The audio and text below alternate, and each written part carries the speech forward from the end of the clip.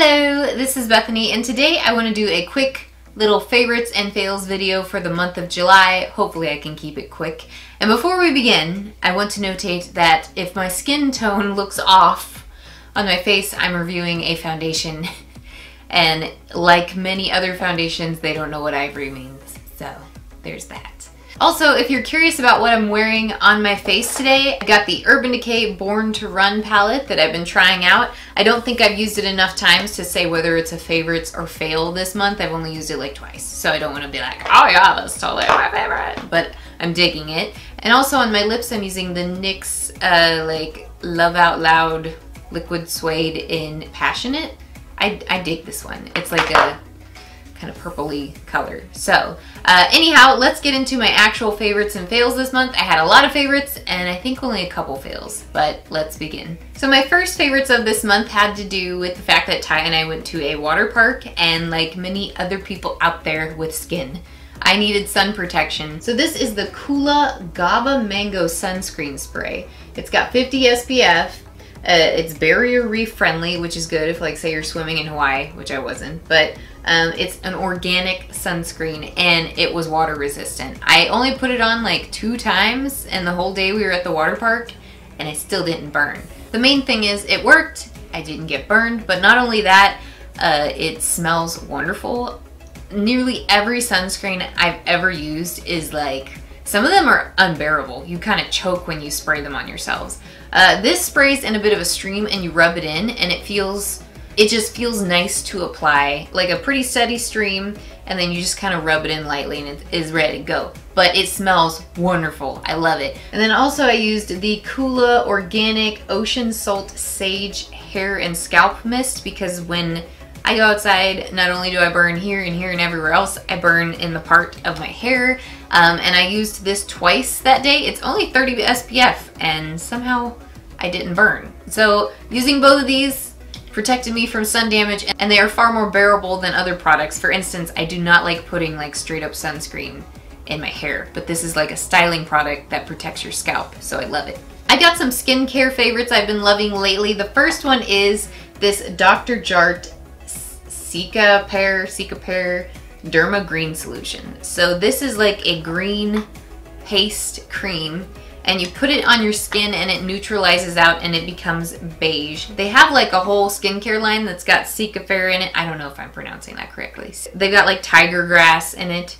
I guess I should say tiger grass because that's easier to pronounce. But this is a color correcting cream. And I've had some pretty good skin days lately. Today's not the best one, but I've had some really good ones where I could just put on only this and go. And it's like a very sheer tinted moisturizer, even though that's not really what it is.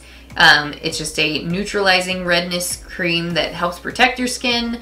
Like, it's actually working on your skin, but also at the same time as you wear it, it looks good. So I wear it in the daytime, it does good things. It's also got 30 SPF if you're wearing it out and about. So yeah, this was sent to me by Dr. JART, and I just finally got around to using it, like many months later. I even recommended it to my mom and she went on and bought it. It is good stuff. Another skincare item I've been loving is this Saturday Skin Waterfall Glacier Water Cream. So this was sent to me through Octoly, where I mentioned this before, like influencers can kind of shop for stuff they want to review. They're encouraged to give honest reviews. It doesn't matter what you say. I mean, unless you're like being like really crass, I don't know. But anyways, I reached out to them and was like, hey, I want to try this because I currently use Tatcha water cream and that's hella expensive. I think it's around $70. And this retails, I think, around $39, $35. So it's like half the price of the Tatcha water cream, and I was hoping to get this a similar effect. And I love like water cream type moisturizers for me in particular because I have oily skin, though these are approved for all skin types.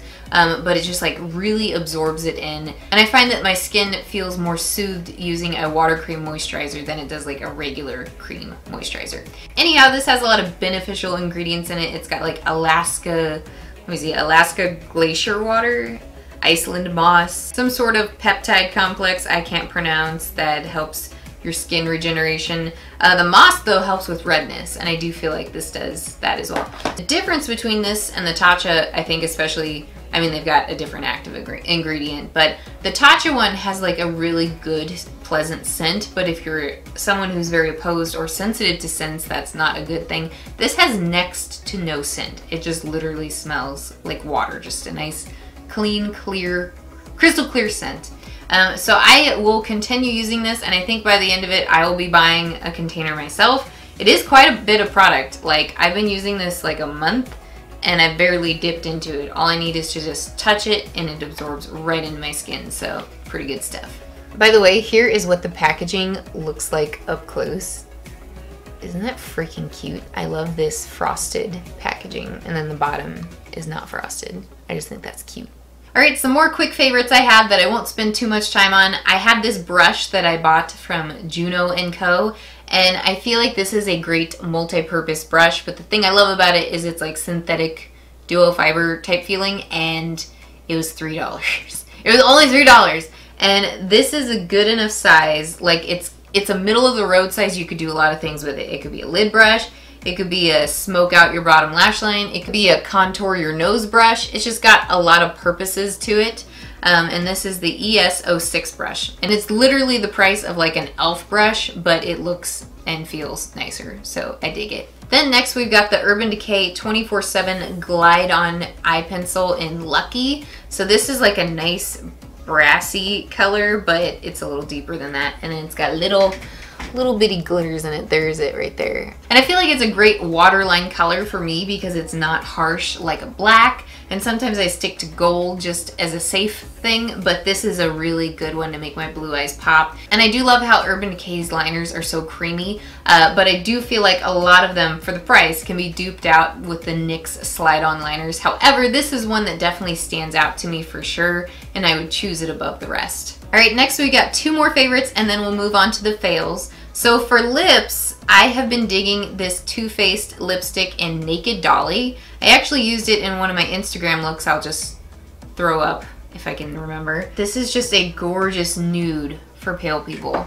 Let me show you. Like, look how pretty that is. But it's got like a cream sheen type of finish that's like a MAC comparison. So it's not like completely matte. It's just like a nice creamy silky finish, but it's got no pearl in it or anything. I can't put it on now since I'm wearing the purple, but just take my word for it, it's pretty. I've been using this sample a lot and carrying it with me, and I love it. Okay, another lippy I've been loving is by Physicians Formula, and these are the new Crystal Punk Holographic Mineral Lip Glosses. Got little holographic diamonds on the packaging, but inside you've got this shifty, like, duochrome glitter, and it's got a purple and blue pearl shift in it. So I'm gonna put this on my lips and just show you how cool it looks. But you can also wear this on like unexpected colors and it looks cool. Like, I've worn it on a nude lip and I liked it. So I'm just gonna put a little bit here and there. Look how pretty that is. I love you. There we go. I look like some sort of Medusa witch, but I love it. This actually though, I don't know why, but the bluey purpleness looks good on a nude lip. And now I wish I'd worn a nude lip, but I wanted purple with this eye look. This was one that stood out to me, and I know that their glosses are affordable. Also, the packaging's pretty cute too, so. All right, that's all with the favorites. Next, let's move on to the fails, and let's begin with a half favorite, half fail. So these are the new Power Pigments by Makeup Geek that they sent me, and literally half of them are good and half of them are not good. So I'm just gonna give you a heads up of which ones seem to behave well and which ones don't. Generally, if it's like a cool toned eyeshadow, it doesn't behave that well. Like, we've got this kind of mauve purple, cool tone purple, blue, and light blue all behave rather patchily.